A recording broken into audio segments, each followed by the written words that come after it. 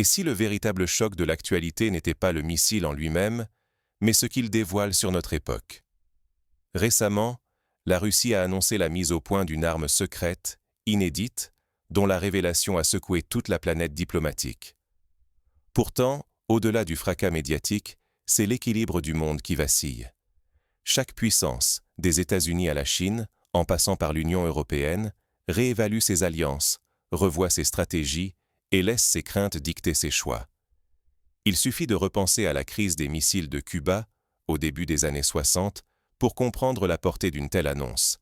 À l'époque, une poignée de têtes nucléaires avait suffi à faire trembler le monde entier pendant 13 jours.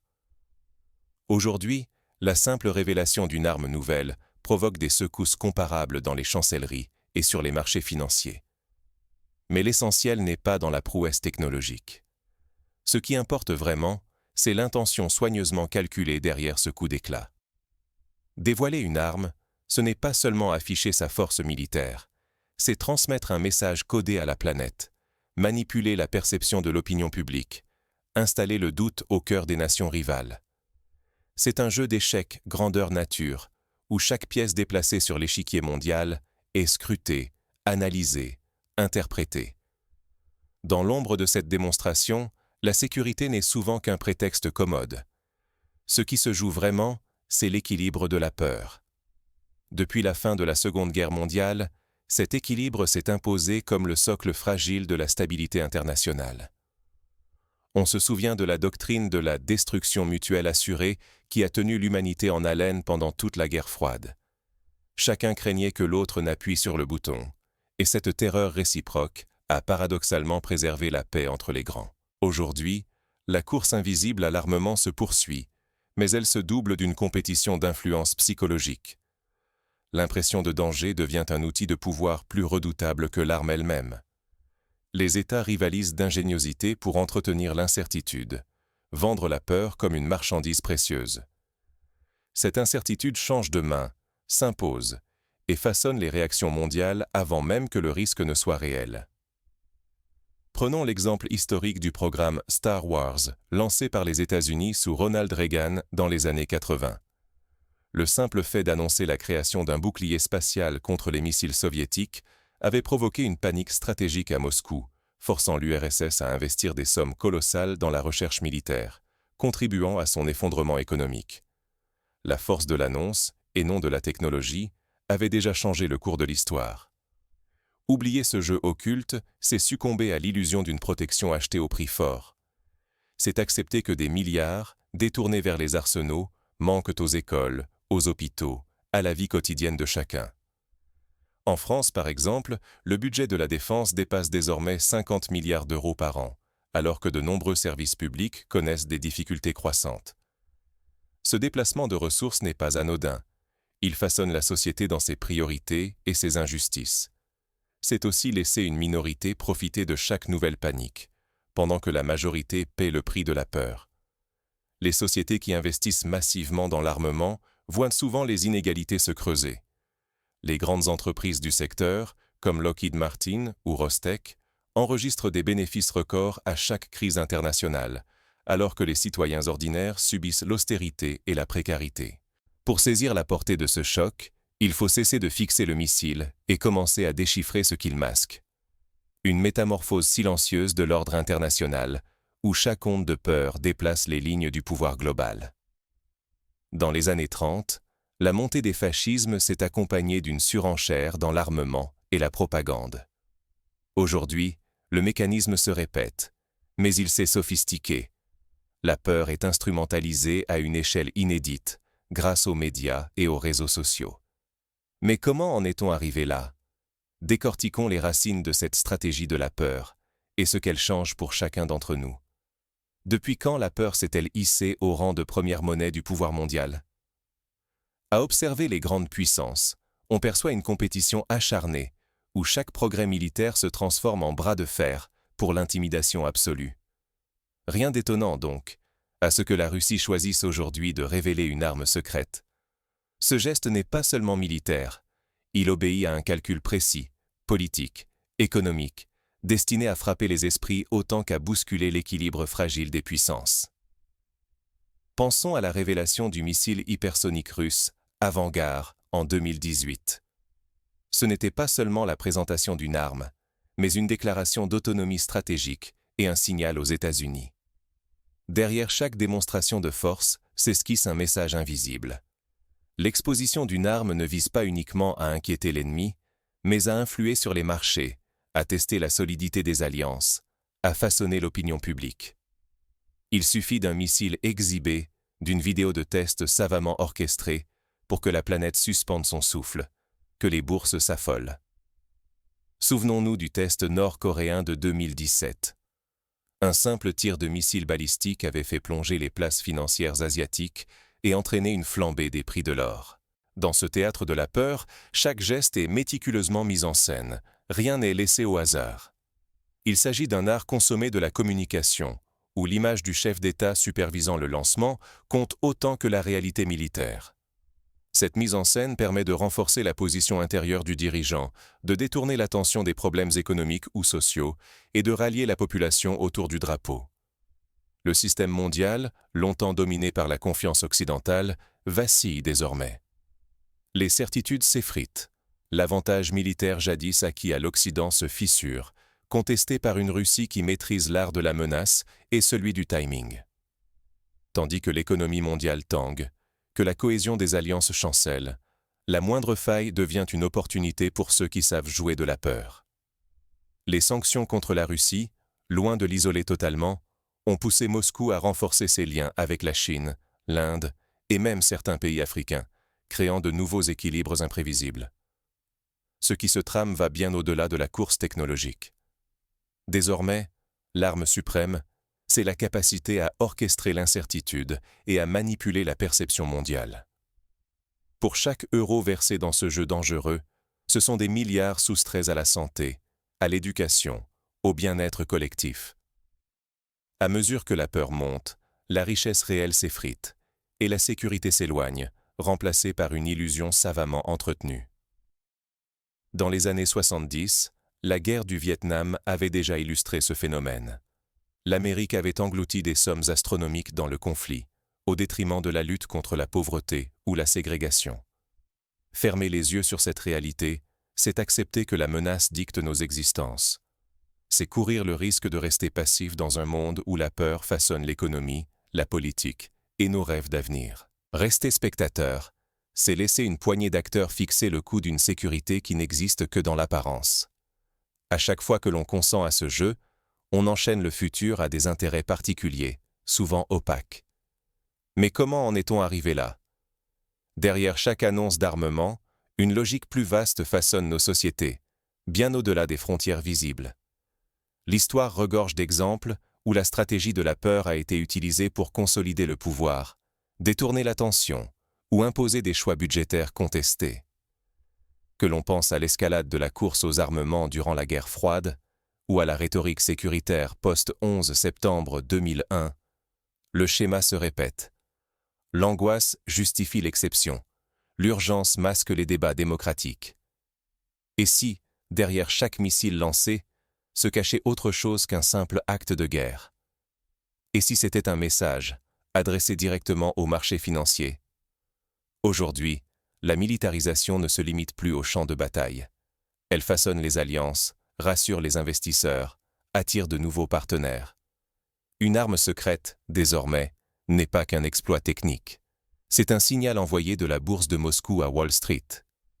Un exemple frappant, lors de la crise géorgienne en 2008, la volatilité des marchés russes avait été exploitée pour renforcer les liens économiques avec la Chine, qui avait profité de la situation pour investir massivement dans l'énergie russe. Chaque démonstration de force est chorégraphiée. D'un côté, elle sert à cimenter la confiance des alliés. De l'autre, elle instille le doute, sème l'incertitude chez les adversaires et provoque des remous sur les marchés mondiaux. La guerre a glissé du terrain militaire à l'échiquier économique. Chaque annonce fait bondir ou s'effondrer les indices. La crise du Golfe en 1990 en est un exemple. L'intervention militaire massive avait été précédée d'une spéculation intense sur le pétrole, les devises et les contrats de défense. La peur est devenue la ressource la plus précieuse de notre époque. Elle justifie des budgets titanesques, des dépenses qui se comptent en milliers de milliards. Pendant ce temps, la santé, l'éducation, la justice sociale reculent, étouffées par la course à l'armement. Les citoyens, souvent sans le savoir, perdent la facture. Chaque euro, chaque rouble investi dans le militaire, c'est un peu moins de pouvoir d'achat, un peu moins de services publics, un peu plus de précarité. Les réformes d'austérité imposées en Grèce dans les années 2010 en sont une illustration. Malgré la crise, le budget militaire était resté disproportionné par rapport aux besoins sociaux, sous pression des alliés et des fournisseurs d'armes. Ce théâtre de la peur enrichit une élite, mais appauvrit la majorité. Les décideurs économiques et politiques prospèrent sur l'incertitude, pendant que la population voit ses droits et sa qualité de vie s'effriter. Tout cela, sous prétexte de sécurité nationale, alors que cette sécurité devient un mirage, toujours promise, jamais atteinte. On l'a vu lors de la guerre en Irak, où la promesse de sécurité a justifié une intervention aux conséquences humaines et financières désastreuses, sans jamais réduire la menace terroriste. Le danger ? L'économie mondiale fonctionne désormais au rythme de l'angoisse. Chaque menace, chaque révélation détourne l'attention des urgences sociales. Pire, ce mécanisme s'installe. La dilution du social derrière la façade rassurante de la défense devient la norme, acceptée sans débat. Ce glissement est insidieux. Il transforme la société en une forteresse assiégée où la méfiance l'emporte sur la solidarité.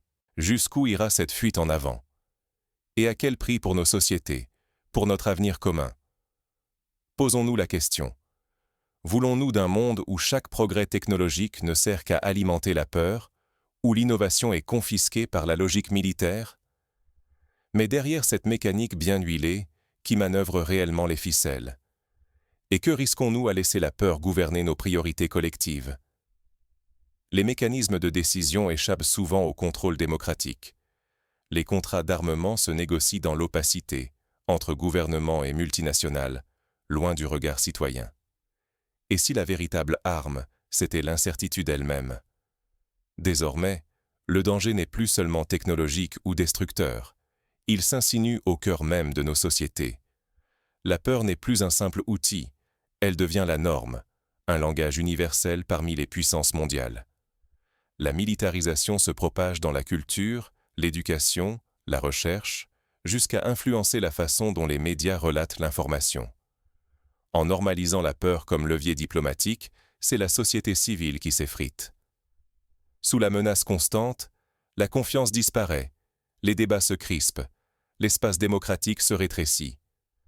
À chaque annonce d'armes inédites, à chaque rumeur de rupture technologique, gouvernement et population sacrifient davantage, toujours au nom d'une sécurité fuyante. En Russie, la mobilisation militaire a parfois servi à étouffer la contestation sociale, à détourner l'attention des difficultés économiques. C'est un engrenage cruel. Chaque démonstration de force incite les autres à investir plus, alimentant une fuite en avant où personne ne veut être le dernier. Mais il ne s'agit plus de gagner. Il s'agit de préserver un modèle économique entier bâti sur la militarisation. Les budgets militaires explosent, les profits du complexe militaro-industriel s'envolent, tandis que l'éducation ou la santé deviennent des variables d'ajustement. Le cas des États-Unis est éclairant. Malgré une dette colossale, le budget de la défense reste supérieur à celui des 10 pays suivants réunis, alors que les infrastructures publiques vieillissent. Ce déplacement massif de ressources, de la construction vers la confrontation, creuse la fracture sociale. L'économie de la peur enrichit une minorité, tandis que la majorité paie le prix fort. L'incertitude généralisée détourne l'énergie collective, enfermant les citoyens dans une anxiété sourde, les privant d'imaginer un autre avenir. Cette situation rappelle les sociétés de la Belle Époque, où l'obsession de la guerre à venir empêchait toute réforme sociale profonde, jusqu'à l'explosion de la Première Guerre mondiale. À force de jouer avec la peur, le système tout entier s'expose à l'épuisement, non seulement matériel, mais moral. Le risque ultime, sacrifier la stabilité mondiale et l'avenir des générations futures sur l'autel d'une sécurité illusoire. Que restera-t-il lorsque la confiance s'évaporera, entre nations mais surtout entre citoyens, dans l'ombre grandissante des arsenaux? Peut-on rompre ce cercle vicieux et réinventer la sécurité pour qu'elle retrouve sens et souffle? Pour briser ce cycle, il faut repenser la notion même de sécurité et échapper à l'emprise de la peur. Mais existe-t-il une alternative crédible face à cette mécanique bien huilée? Comment distinguer véritablement la défense nationale du sacrifice collectif? Face à la dernière démonstration de force russe et au récit qui l'accompagne, cette question s'impose à chacun d'entre nous. Examinons des exemples concrets de sociétés qui ont tenté de sortir de ce piège. Le Costa Rica, par exemple, a supprimé son armée en 1948, réinvestissant les fonds dans l'éducation et la santé, ce qui en fait aujourd'hui l'un des pays les plus stables et prospères d'Amérique latine. Première étape. Interroger la narration médiatique qui glorifie la surenchère militaire. À chaque nouvelle arme dévoilée, on nous assure que la sécurité exige toujours davantage de missiles, de chars, de budgets colossaux. Mais arrêtons-nous. À qui profite réellement cette fuite en avant? Les médias indépendants, les ONG, les lanceurs d'alerte jouent un rôle crucial pour dévoiler les dessous de ces choix, à l'image de ce qu'a révélé le journalisme d'investigation sur les contrats d'armement en Arabie saoudite. Exigeons une transparence totale sur les choix de dépenses publiques. Lorsqu'un État consacre des centaines de milliards à l'armement, chaque euro ainsi orienté est un euro en moins pour l'éducation, la santé ou la transition écologique. Il faut demander des comptes clairs. Comment sont utilisés nos impôts?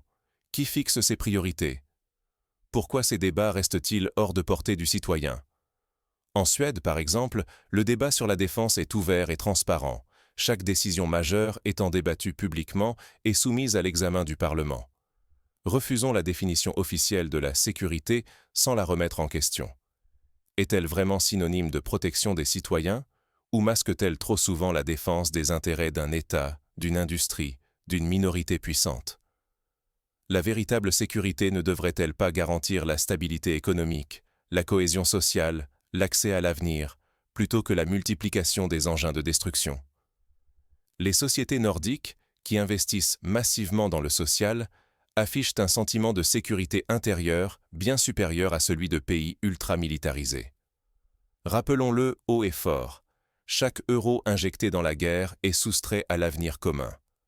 L'argent versé aux arsenaux, ce sont autant de ressources retirées aux écoles, aux hôpitaux, à la solidarité. L'illusion de sécurité qu'on nous vend se paie cher, un futur appauvri, dominé par des intérêts privés. Les exemples de pays ayant choisi la diplomatie et la coopération internationale, comme la Suisse, montrent qu'il est possible de garantir la paix sans sombrer dans la militarisation excessive.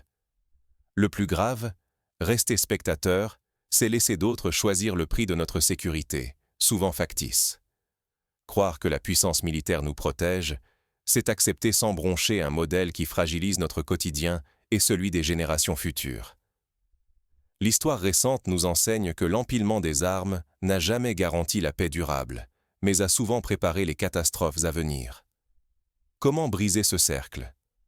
Tout commence par une prise de conscience individuelle et collective. Refuser la peur comme moteur politique, exiger la démocratie sur les choix budgétaires et défendre l'idée qu'une société forte investit d'abord dans son peuple, pas dans ses armes. Participer au débat public, soutenir les initiatives citoyennes pour la paix, interpeller les élus, chaque geste compte. Mais au-delà de l'indignation et du constat, comment agir concrètement face à cette mécanique bien huilée? Il reste à imaginer des voies de résistance et de transformation collective. Les mouvements pour le désarmement, les campagnes pour la reconversion des industries de défense, l'éducation à la paix dans les écoles, autant de pistes qui ont déjà porté leurs fruits dans certains pays. Cessez d'applaudir les démonstrations de force qui hypothèquent vos lendemains. À chaque missile exhibé, à chaque défilé de puissance, on voudrait nous convaincre que la peur serait notre unique assurance contre l'incertitude.